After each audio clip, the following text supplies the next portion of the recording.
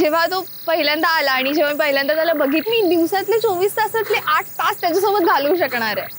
त्याच्यामुळे मी बरोबर त्या टायमाला खिडकीमध्ये जाऊन उभी राहायचे. त्याच रंगाचे कपडे मी क्लासला घालून जायचे आणि मग त्या बाकावर बसून मग मला बरोबर तो दिसायचा बसलेला. मला माहिती होतं आणि तो असं जाणून बुजून असं वागत होता. मला ते गोड पण वाटलं, की म्हणजे ॲटलिस्ट तो माझा विचार तरी करतोय किंवा मी त्याच्यासाठी थोडीफार खास आहे. डिस्क्लेमर: ही कथा सत्य घटनांवर आधारित असली तरी पहिल्या क्रशच्या प्रेमाखातर त्यांचं सध्याचं आयुष्य क्रश होऊ नये म्हणून यातील पात्रांची नावे, त्यांची ओळख तसेच कथानकातील काही तपशील गोपनीयतेच्या कारणास्तव बदललेले आहेत. ही कथा केवळ मनोरंजनासाठी सादर करण्यात आलेली आहे. जर त्याचं साधर्म्य तुमच्या पहिल्या क्रशशी असेल तर तो निव्वळ योगायोग समजावा.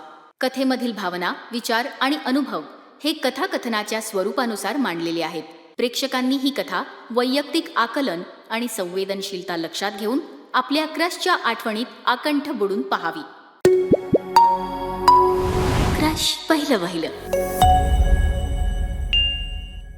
मी 5वी मध्ये होती आणि आमच्या स्कूलमध्ये गॅदरिंग होतं. गॅदरिंगमध्ये आम्ही पहिल्यांदा ग्रुप डान्स करणार होतो, मुलं आणि मुली. आणि तेव्हा पहिल्यांदा माझा एक पार्टनर होता. तर जेव्हा तो पहिल्यांदा आला आणि जेव्हा मी पहिल्यांदा त्याला बघितलं, तेव्हाच मला असं काहीतरी वेगळं जाणवलं. म्हणजे असं कधी जाणवलं नव्हतं कुठल्या मुलाबद्दल. आणि तेव्हा मी त्याला बघितलं आणि मला असं वाटलं की हां, ह्याच्यामध्ये काहीतरी वेगळं आहे. तर मग म्हटलं ह्याच्याबद्दल अजून काहीतरी जाणून घेतलं पाहिजे. पण तेव्हा इतकी मी बोलायची नाही त्याच्याशी. आणि आमचा मग डान्स वगैरे पण झाला, गॅदरिंग पण संपलं आणि ते वर्ष पण संपलं. आणि नंतर मग मी 6वी मध्ये गेली, पुढच्या इयत्तेमध्ये.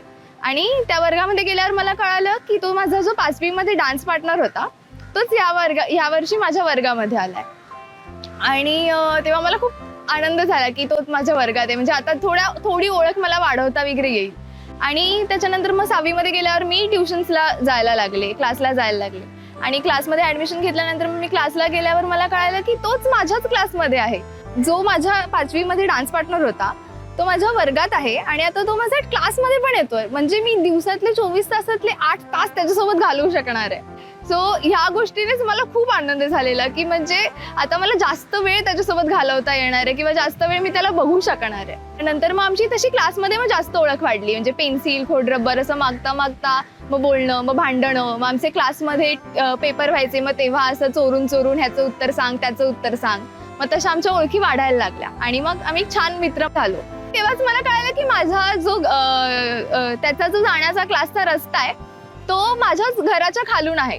त्याच्यामुळे मी बरोबर त्या टायमाला खिडकीमध्ये जाऊन उभी राहायचे आणि बघायचे की असं नाही कुठल्या रंगाचे कपडे घातलेत आणि त्याच रंगाचे कपडे मी क्लासला घालून जायचे. तर एक किस्सा तर असं की त्याच्याकडे ग्रे कलरची एक लॉंग ट्रॅक पॅन्ट होती आणि माझ्याकडे तेव्हा काही मॅचिंग नव्हतं तसं घालायला. आणि माझ्या भावाकडे ती ट्रॅक पॅन्ट होती ग्रे कलरची. आणि मी माझ्या भावाकडून खूप भांडून घेतलेली की नाही, मला क्लासला आज तीच घालून जायची आहे ट्रॅक पॅन्ट. आणि मी ती घालून गेलेली ट्रॅक पॅन्ट. आणि म्हणजे असं इतके विचित्र चाळे केले तुम्ही. आणि त्याच्यानंतर मग शाळेमध्ये तेव्हा त्याच वर्षी एक नवीन नियम आलेला की कागद वाचवायचा होता आमच्या शाळेमध्ये. त्याच्यामुळे जेव्हा आमची जी परीक्षा असते तेव्हा कशी उत्तरपत्रिका आणि प्रश्नपत्रिका वेगवेगळे देतात. बट मग तेव्हा कागद वाचायचा म्हणून त्या लोकांनी ठरवलं की प्रश्नपत्रिका ह्या वर्षी आपण प्रोजेक्टरवर दाखवूया. आणि तेव्हाच मला कळलं की अरे मला तर दिसत नाहीये. म्हणजे मला माहिती होतं की मला दिसत नाहीये, बट मी घाबरायची घरी सांगायला, कारण का मी तेव्हा खूप टीव्ही बघायची. आणि मला वाटलं की मम्मीला मी सांगितलं तर मम्मी माझा टीव्हीच बंद करून टाकेल, मला टीव्ही बघायला नाही मिळणार वगैरे. म्हणून मी अजिबात सांगितलंच नव्हतं की मम्मी मला धुरकट दिसतंय वगैरे. बट जेव्हा मला कळालं की माझी आता परीक्षा आहे आणि मला प्रोजेक्टरवर पेपर दाखवणार आहेत, तेव्हा म्हटलं नाही, आता सांगितलं पाहिजे, नाहीतर मग मला पुढच्या वर्षी पण 6वीतच बसायला लागेल. म्हणून मग मी घरी सांगितलं की मम्मी मला दिसत नाहीये. मग त्याच्यामुळे मग चष्मा बनवायला टाकला. बट जोपर्यंत चष्मा बनवत होता तोपर्यंत मग मला बाई बोललेला की तू पहिल्याच बाकावर बसायचंस. आणि मग त्या बाकावर बसून मग मला बरोबर तो दिसायचा बसलेला. मग मी चोरून चोरून बघायचे. त्याच्यामुळे अर्ध्या अधिक वर्गाला माहीत पडलेलं की मला त्याच्याबद्दल काहीतरी वाटतंय. बट त्या मूर्खाला माहिती होतं की नाही माहिती नाही मला, की त्याला माहिती होतं आणि तो असं जाणून बुजून असं वागत होता. नंतर मग मी चष्मा वगैरे घालून आली वर्गामध्ये आणि मग सगळे बोलायला लागले अरे तू तर काकींसारखी दिसतेस, म्हणजे माझ्या मम्मी सारखी. आणि तेव्हा त्याने ते बरोबर पकडलं आणि मग तेव्हापासून त्याने मला काकू नाव पाडलं. म्हटलं काकू कोण बोलतं? आणि म्हटलं ठीक आहे. आता तो बोलत होता, म्हणजे तो काकूशिवाय मला काही बोलायचंच नाही, माझ्या नावाने हाकच नाही मारायचा, काकू हायच बोलायचा. आणि पण मला ते गोड पण वाटलं की म्हणजे ऍटलिस्ट तो माझा विचार तरी करतोय की मग मी त्याच्यासाठी थोडीफार खास आहे. आणि मग मी एक दोनदा विचारही केला की जाऊन सांगावं त्याला माझ्या मनामधलं काहीतरी, बट तेवढी हिंमत तेव्हा शाळेमध्ये नव्हती.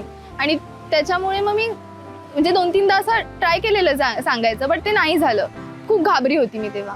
आणि त्यानेही स्वतः कधी असं इनिशिएटिव्ह नाही घेतलं किंवा कधी सांगितलं नाही. आणि मग त्याच्यामुळे मग ते दोघांचे एकमेकांबद्दल जे काही सांगायचं होतं ते राहून गेलं. क्रश पहिलं वहिलं. तुमचंही असेल ना क्रश पहिलं वहिलं? हृदयाच्या बंद कप्प्यात ते आम्हाला सांगा. घाबरू नका. तुमची ही सत्यकथा असली तरी पहिल्या क्रशच्या प्रेमाखातर तुमचं सध्याचं आयुष्य क्रश होऊ नये म्हणून तुमची ओळख न सांगता आमच्या कलाकारांकडून आम्ही ती सादर करू. तेव्हा वाट कसली बघताय? घ्या फोन आणि सरळ फ्लॅशबॅक मध्ये जाऊन आम्हाला द्या सांगून तुमचं क्रश पहिलं वहिलं.